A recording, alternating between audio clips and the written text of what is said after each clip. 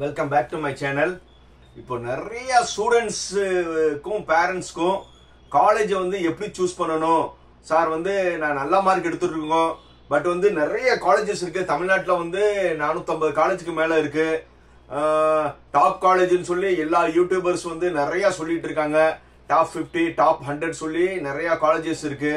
Sir நான் காலேஜை நான் எப்படி தேர்ந்தெடுக்கணும் சொல்லி நிறைய கன்ஃபியூஷன்ஸு. எப்போவுமே வந்து இப்போ ஒரு தமிழ் ட்ரெடிஷன்ல வந்து நம்ம ஒரு கல்யாணம் பண்றோம்னா பொதுவாக என்ன சொல்லுவோம், 10 பொருத்தம் இருந்தா வந்து கல்யாணம் பண்ணுவாங்க. 10 பொருத்தம் பார்க்கணும், 10 பொருத்தம் பார்க்கணும்னு சொல்லுவாங்க. ஏன்னா அந்த 10 பொருத்தத்துல வந்து ஆல்மோஸ்ட் வந்து ஒரு 8 or 9 பொருத்தம் வந்து மேட்ச் இருந்தாதான் அந்த இதே என்ன செய்வீங்க, கல்யாணத்தையே வந்து சம்பந்தம் ஒத்துக்குருவீங்க. இது வந்து கல்யாணத்துக்கு வந்து 8, 9 இருந்தாவே வந்து நீங்க ஒத்துக்குருவீங்க. ஆனா உங்களுடைய வாழ்க்கையில வந்து நீங்க காலேஜ் தேர்ந்தெடுக்கிறதுல மினிமம் 10 பொருத்தமும் இருந்தா மட்டும்தான் ஒரு நல்ல காலேஜ். நீங்க நல்ல காலேஜ் வந்து தேர்ந்தெடுக்கிறதுக்கு ஒரு 10 பொருத்தங்கள் இருக்கு. என்ன சார், திடீர்னு வந்து நீங்க காலேஜ் கவுன்சிலரா இருந்துகிட்டு கெரியர் கைடன்ஸ் பண்ணிக்கிட்டு திடீர்னு மேட்ரிமோனி மாதிரி பேசுறீங்க. சார் மேட்ரிமோனிலாம் நான் ஆரம்பிக்கலப்பா, நான் ஒன்லி வந்து முதல்ல நீங்க நல்லபடியா காலேஜ் சேர்ந்த பிறகுதானே உங்களுக்கு அடுத்த இது. ஃபியூச்சர்ல முடிஞ்சா வந்து உங்க பேட்ச் 4 வருஷத்துக்கு அப்புறம் கூட வந்து நான் மேட்ரிமோனி பத்தி யோசிக்கிறேன், ஜஸ்ட் ஃபார் ஃபன். இப்போ வந்து 10 பொருத்தங்கள் எப்படி வந்து கல்யாணத்துல பாக்குறீங்களோ அதே மாதிரி ஒரு காலேஜ் தேர்ந்தெடுக்கிறதுல 10 பொருத்தங்கள் ரொம்ப ரொம்ப முக்கியம். ரைட், அத ஒன் பை ஒன்னா பார்ப்போம். முதல்ல காலேஜ் இன்ஃப்ராஸ்ட்ரக்சர். நல்லா தெரிஞ்சுக்கோங்க, காலேஜோட இன்ஃப்ராஸ்ட்ரக்சர் வந்து ரொம்ப ரொம்ப ரொம்ப முக்கியம். இன்ஃப்ராஸ்ட்ரக்சர்னா என்னன்னு, சார் சூப்பரா பில்டிங் இருக்கு, புது பில்டிங்கா இருக்கு, அது இன்ஃப்ராஸ்ட்ரக்சர் கிடையாது. இன்ஃப்ராஸ்ட்ரக்சர்னா எல்லாமே இருக்கணும். காலேஜ்ல வந்து எல்லா ஃபெசிலிட்டிஸ், கிளாஸ் ரூம்ஸ், லேப்ஸ் எல்லாமே வந்து பக்காவா இருக்கணும். சும்மா வந்து 4 டேபிள் ஷார்டேஜாவும் லேப் வந்து பழைய அப்படிலாம் இருக்கக்கூடாது. இன்ஃப்ராஸ்ட்ரக்சர்னா வந்து ரொம்ப வந்து பக்காவா இருக்கணும். ஃபர்ஸ்ட் பொறுத்த வந்து நீங்க பாக்குறது காலேஜோட இன்ஃப்ராஸ்ட்ரக்சர். ரெண்டாவது வந்து அகாடமிக் அக்ரிடேஷன்ஸ் சொல்றாங்கல்ல, என்னன்னா NBA, NAC, NIRF, இதுல வந்து மேக்சிமம் வந்து எவ்வளோக்கு எவ்வளோ வந்து ரேங்கிங் வாங்கியிருக்காங்களோ அந்த காலேஜ் ப்ரிஃபர் பண்ணுங்க. ஏன்னா நம்ம ஒரு காலேஜ் வந்து நல்ல காலேஜ், சுமாரான காலேஜ், மோசமான காலேஜ்னு நம்ம இன்ஃப்ளூயன்ஸ் பண்றதோட இந்த NBA, NAC, NIRFக்கு வந்து ஒரு கமிட்டி இருக்கு. அவங்க ஒரு பெரிய எக்ஸ்பர்ட் கமிட்டி. அவங்க வந்து காலேஜை வந்து விசிட் பண்ணி அந்த காலேஜ்ல வந்து எல்லாமே வந்து கரெக்டா இருந்தா மட்டும்தான் அந்த காலேஜுக்கு வந்து NAC வந்து A++, A+, B+B இப்படி வந்து கேட்டகரைஸ் பண்ணுவாங்க. டாப் வந்து A++, கீழே வந்து அந்த ABCD குறைஞ்சிக்கிட்டே வரும். ரைட், அடுத்தது வந்து NBA. அதாவது NBA வந்து ஒவ்வொரு டிபார்ட்மெண்ட்டுக்கும் வந்து கரெக்டா இருந்தா வந்து அந்த டிபார்ட்மெண்ட்டுக்கு NBA கொடுப்பாங்க. ஸோ அதனால வந்து அந்த டிபார்ட்மெண்ட் வந்து NBA இருக்கான்னு பாருங்க. ஸோ NBA இருக்கான்னு முதல்ல அந்த இதையும் பார்க்கணும். அடுத்தது இன்னும் ஒரு இன்டர்நேஷனல்ல வந்து ஒரு இது ரேங்கிங் பார்த்தீங்கன்னா NIRF ரேங்க்லயும் அந்த காலேஜ் வந்து அச்சீவ் பண்ணிருக்கான்னு பாருங்க. இது எல்லாமே வந்து நம்ம ஜட்ஜ் பண்றதோட ஒரு எக்ஸ்பர்ட் கமிட்டி ஜட்ஜ் பண்ணி சர்டிபிகேஷன் கொடுத்தது. அடுத்தது வந்து அந்த காலேஜ், மூணாவது அந்த காலேஜ்ல வந்து எக்ஸ்பீரியன்ஸ் ஃபேக்கல்டி இருக்காங்களான்னு பாருங்க. அதாவது ஒரு காலேஜ்ல வந்து எவ்வளவுக்கு எவ்வளவு வந்து ஒரு PhD ஃபேக்கல்டி இருக்காங்களோ அந்த ஃபேக்கல்டி வந்து, ஏன்னா ஒரு PhD வந்து ஒரு பெஞ்ச் மார்க். அவங்க வந்து ஆல்மோஸ்ட் எவ்வளவுக்கு எவ்வளவு PhD ஃபேக்கல்டி இருக்காங்களோ அவங்க கொஞ்சம் நாலேஜபிளா இருப்பாங்க. ஏன்னா நீங்க அந்த படிக்கிற அந்த 4 வருஷத்துல வந்து உங்களோட டவுட் எல்லாமே வந்து ஒரு நாலேஜபிள் பர்சன்ஸ் கிட்ட வந்து நீங்க இருந்தீங்கன்னா வந்து உங்களோட டவுட்ஸ் எல்லாமே கிளியர் பண்ணுவாங்க. இன்னொரு முக்கியமானது ஃபேக்கல்டியை பத்தி சொல்லும் போது ஃபேக்கல்டி ரிட்டன்ஷன் ரேஷியோன்னு சொல்லுவாங்க. அந்த காலேஜ்ல வந்து ஃபேக்கல்டி வந்து எப்படி இருக்காங்கன்னா என்ன அர்த்தம், எத்தனை வருஷமா இருக்காங்க அர்த்தம். ஒரு நல்ல காலேஜ்ல வந்து ஒரு நல்ல ஃபேக்கல்டி வந்து லூஸ் பண்ண விரும்ப மாட்டாங்க. ஒரு நல்ல ஒரு டேலண்டட் ஃபேக்கல்டி அவங்கள வந்து வேற காலேஜ் அவங்க ஒரு ஆஃபர் கொடுத்து போனாலும் நீங்க அந்த காலேஜ் போகாதீங்க, உங்களுடைய சேவை எங்களுக்கு தேவை அப்படின்னு சொல்லி உங்களை என்ன செய்வாங்க, ரிட்டன்ஷன் பண்ணுவாங்க. அந்த மாதிரி வந்து ஒரு காலேஜ்ல வந்து மினிமம் வந்து ஒரு 10 years ஆவது ஒரு ஃபேக்கல்டி இருக்கணும். அப்படி இருக்காங்களான்னு பாத்தீங்கன்னா கவுண்ட் டவுன்ஸ். ஏன்னா கவர்மெண்ட் காலேஜஸ்ல மட்டும் இருப்பாங்க. ஏன்னா அவங்களுக்கு 60 வயசு ரிட்டைர்மெண்ட். ஸோ அதனால வந்து ரிட்டன்ஷன்ஸ் வந்து கவர்மெண்ட் காலேஜ்ல இருப்பாங்க. ஆனா பிரைவேட் காலேஜ்ல கொஸ்டின் மார்க். ஏன்னா அந்த காலேஜ் வந்து அந்த ஃபேக்கல்டி வந்து அவங்களோட எக்ஸ்பீரியன்ஸ் கூட அவங்களுடைய டிமாண்ட் வந்து வெளியில இருக்கும். அவங்க வேற காலேஜுக்கு சுவிட்ச் ஓவர் பண்ண போவாங்க. அப்படி போனா போப்பா நீ இல்லாட்டா வந்து எனக்கு வேற ஃபேக்கல்டி இருக்கான்னு சொல்லி லோ சம்பளத்துக்கு எடுத்துக்கிற காலேஜஸ் இருக்கு. அப்படி இல்லாம எக்ஸ்பீரியன்ஸ் ஃபேக்கல்டி நம்ம காலேஜுக்காக இத்தனை வருஷம் இருந்தாங்க, இவங்களை வந்து நம்ம விடக்கூடாது, அவங்களுக்கு இன்னும் ஃபெசிலிட்டிஸ் பண்ணி கொடுத்தோம்னு சொல்லி ஒரு நல்ல மேனேஜ்மெண்ட் வந்து எந்த ஃபேக்கல்டி என்ன செய்ய மாட்டாங்க, லூஸ் பண்ண மாட்டாங்க. அப்படி ரொம்ப ரொம்ப கம்மி. அப்படி வந்து நீங்க வந்து ஃபேக்கல்டி ரிட்டன்ஷன்ஸ் நல்லா இருக்காங்கன்னு பாருங்க. ஏன்னா ஒரு ஃபேக்கல்டியை சந்தோஷமா வச்சிருக்க காலேஜ் வந்து ஸ்டூடெண்ட்ஸையும் நல்லபடியா வச்சுக்குருவாங்க. புரியுதா? அதனால ஃபேக்கல்டி ரிட்டன்ஷன் ரேஷியோ சொல்லுவாங்க. நீங்க அப்படி பேச்சு வாக்குல கொடுத்தாவே ஒவ்வொரு டிபார்ட்மெண்ட்ஸ் இந்த காலேஜ் ஹெச்ஓடி எத்தனை வருஷமா இருக்காங்க, இந்த ப்ரொஃபசர் எத்தனை வருஷமா இருக்காங்க அப்படின்னு பாத்துக்கோங்க. ஆனா நவடேஸ் இந்த ஃபேக்கல்டி ரிட்டன்ஷன்ஸ் வந்து ரொம்ப ரொம்ப கம்மி. ஏன்னா எதுக்கு நான் இவ்வளவு சம்பளம் கொடுத்து இந்த ஃபேக்கல்ட்டியை வச்சுக்கிட்டு சும்மா ஒரு 20,000 15,000 ஃபேக்கல்ட்டி வர்றாங்கன்னு சொல்லி ஃப்ரெஷரை போட்டு ரன் பண்ற காலேஜஸ் நிறைய. அதை வந்து நீங்க நல்லபடியா நோட் பண்ணிக்கோங்க. அடுத்தது வந்து அகாடமிக் பெர்ஃபார்மன்ஸ். நல்ல ஃபேக்கல்ட்டி இருந்தா வந்து உங்களுக்கு என்ன வந்துடும், ஆட்டோமேட்டிக்கா வந்து ரிசல்ட் நல்லா வந்துடும். ஒரு அகாடமிக் பெர்ஃபார்மன்ஸ்ல வந்து ஒரு காலேஜ் வந்து அந்த மேக்சிமம் அந்த ஸ்டூடெண்ட்ஸ் எல்லாமே வந்து நல்லா ஸ்கோரிங் பண்றாங்க, ஒரு 90-95% எடுக்கிறாங்க. ஸோ எல்லாமே வந்து ஒரு கிரேட்ல பார்த்தோம்னா OA++ இந்த மாதிரி ஒரு நல்லா பண்றாங்க. மேக்சிமம் யாரும் அரியர் பண்றது இல்ல. அந்த காலேஜ் வந்து மேபி அது அட்டானமஸா நான் அட்டானமஸ் இருந்தாலும் நல்லா வந்து ஒரு பாஸ் பெர்சன்டேஜ் கொடுக்கறாங்க. அப்படி காலேஜ் வந்து நீங்க தேர்ந்தெடுக்கணும். ஏன்னா ஒரு நல்ல ஒரு பாஸ் பெர்சன்டேஜ் இருந்துச்சுன்னா அந்த காலேஜ்ல வந்து ஃபேக்கல்டி வந்து நல்லா சொல்லி கொடுத்துருக்காங்க. ஃபேக்கல்டி நல்லா சொல்லி கொடுத்தனாலதான் நீங்க வந்து என்ன செஞ்சிருக்கீங்க, நல்லபடியா பரீட்சை எழுதி பாஸ் பண்ணிருக்கீங்க. சோ அதனால அகாடமிக் பெர்ஃபார்மன்ஸும் ஒன்னு பார்க்கணும். அடுத்தது வந்து அப்டேட்டட் லேப் ஃபெசிலிட்டிஸ்.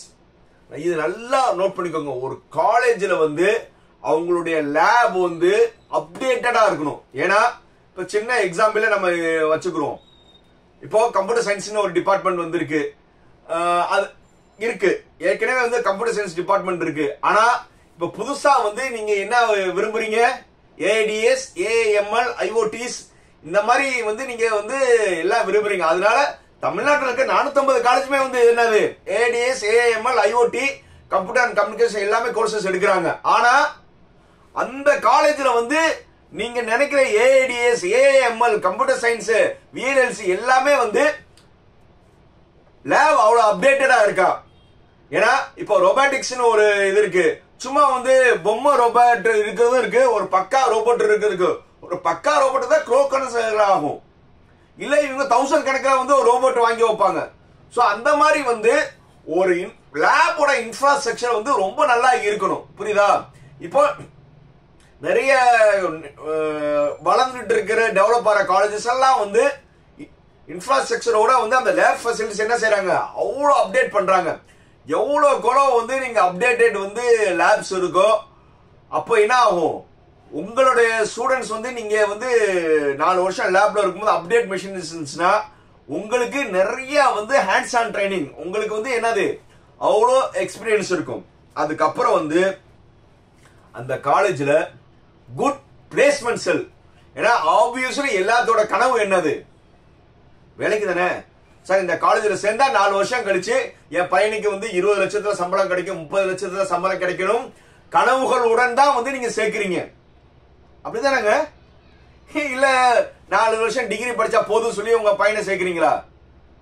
இந்த காலேஜ்ல சேர்ந்தா வந்து என் பையனுக்கோ பொண்ணுக்கோ வந்து ஒரு 20 லட்சம் 25 லட்சத்துல சம்பளம் வருஷத்துக்கு வாங்கி கொடுப்பாங்க, அந்த எண்ணத்துலதான் வந்து நீங்க சேர்க்கிறீங்க. அந்த மாதிரி இருக்கும்போது ஒரு நல்ல பிளேஸ்மெண்ட் செல் இருந்தா மட்டும்தான் அவங்க என்ன செய்வாங்க, நல்ல நல்ல கம்பெனிஸ் வந்து கொண்டு வருவாங்க. அதே மாதிரி வந்து நல்ல பிளேஸ்மெண்ட் செல் இருந்தாதான் உங்களுக்கு பிளேஸ்மெண்ட் ட்ரைனிங், உங்களுக்கு பர்சனல் டெவலப்மெண்ட், சாஃப்ட்வேர் ஸ்கில் இப்போ வந்து அந்த இண்டஸ்ட்ரி வந்து கரண்டா என்ன எக்ஸ்பெக்ட் பண்றாங்க எல்லா லாங்குவேஜும் உங்களுக்கு என்ன செய்வாங்க சொல்லி கொடுப்பாங்க.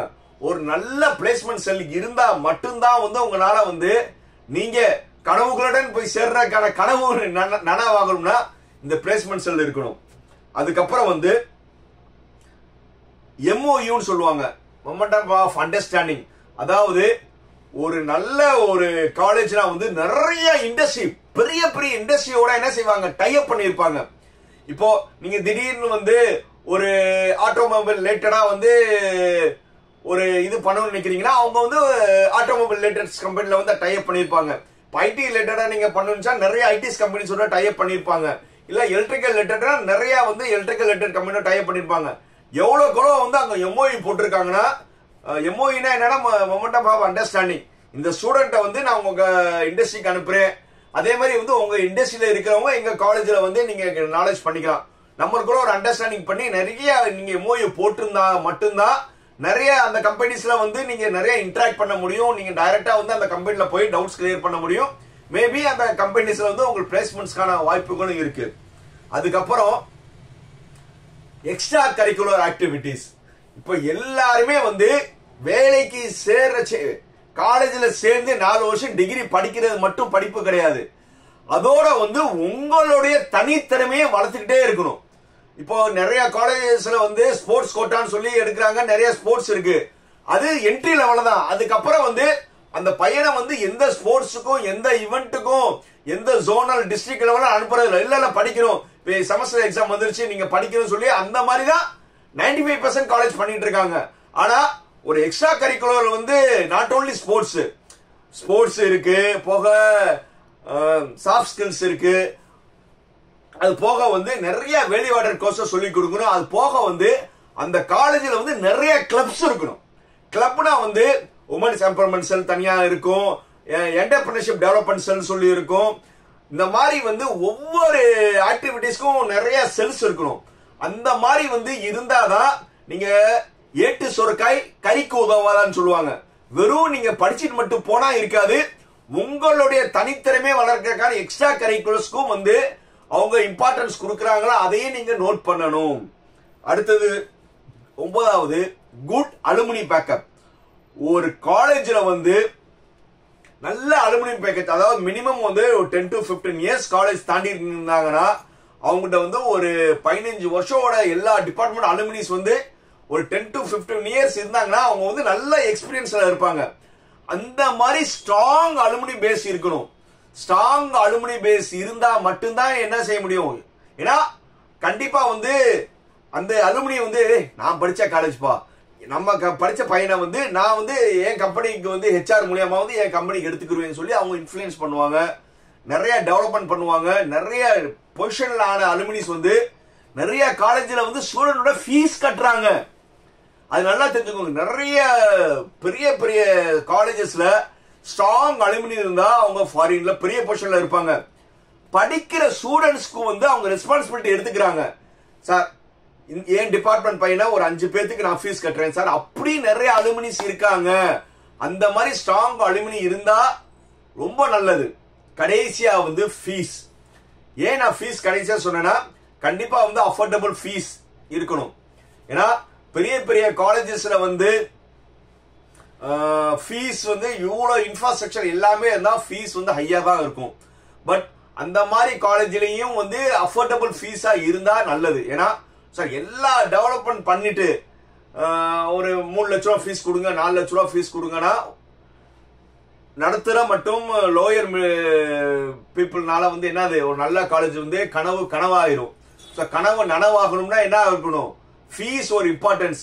இப்போ வந்து இப்போ டாப் லெவல் காலேஜஸ்ல வந்து டாப் மார்க் எடுத்த ஸ்டூடெண்ட்ஸ்க்கு வந்து ஃபீஸ் வேவர் நிறைய கொடுக்கறாங்க. அது வரவேற்கத்தக்கது. ஏன்னா ஒரு சில காலேஜ் வந்து மேனேஜ்மெண்ட்டுக்கு வந்து அவங்க மணி மைண்டடா இருந்தாலும் ஒரு பெர்சன்டேஜ் சீட்ஸ்க்கு வந்து நல்லா படிக்கிற நல்ல பெர்சன்டேஜ் எடுத்த மாணவர்களுக்கு கொடுக்கறாங்க. அந்த மாதிரி காலேஜஸ் வந்து நீங்க நேர்ல போய் விசிட் பண்ணி அவங்க உண்மையிலேயே வந்து ஜெனியூனா வந்து ஆஃபர்ஸ் எல்லாம் கொடுக்கறாங்களா பார்த்துட்டு இஃப் 100% அவங்க எல்லாமே கொடுக்கறாங்கன்னா அந்த மாதிரி காலேஜஸை வந்து நீங்க செலக்ட் பண்ணுங்க. செலக்ட் பண்ணி அந்த மாதிரி காலேஜஸ் சேர்ற தப்பே கிடையாது. இருந்தாலும் கவுன்சிலிங்ல வெயிட் பண்ணி நல்ல காலேஜ்ல எடுங்க. நல்ல காலேஜில் எடுத்து நல்ல குரூப் எடுத்து உங்க வாழ்க்கையில் நல்லபடியா படித்து உங்க வாழ்க்கை சீரும் சிறப்பும் அமையறதுக்கு என்னுடைய வாழ்த்துக்கள். மீண்டும் அடுத்த வீடியோல சந்திக்கும் வரை என்னன்னா லைக், கமெண்ட், ஷேர், சப்ஸ்கிரைப்.